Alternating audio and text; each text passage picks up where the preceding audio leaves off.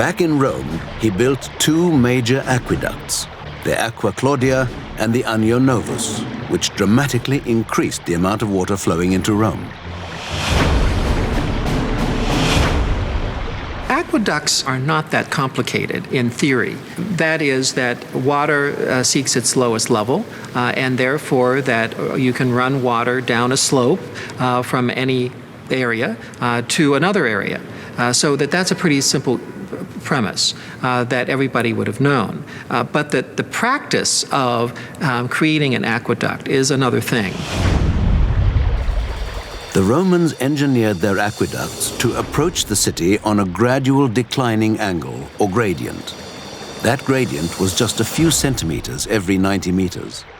The slope of the aqueduct had to be calculated from great distances, 20, 30, sometimes even 40 miles, from the source in the mountains to the cities themselves. That had to be consistent. They couldn't deviate from it, regardless of what the terrain was.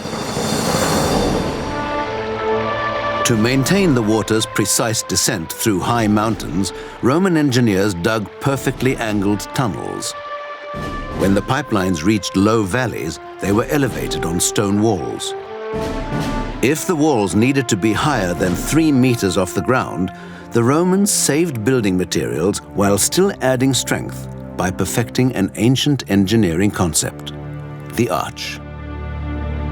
The arch revolutionized architecture in the ancient world by permitting far greater spans than had been allowable before. They basically changed the spatial conception totally of Roman architecture. Arches were built around a temporary wooden framework that held each stone in place until the keystone was laid in the center. The keystone evenly distributed weight down each side of the arch, allowing builders to stack additional stones above it. Arches are improvement upon building just a straight wall in a variety of means, both in terms of their efficiency and in terms of their strength. The arch, of course, takes much less material to build. Arches are very strong at supporting things like roofs and aqueducts and whatever you want to put on top of them.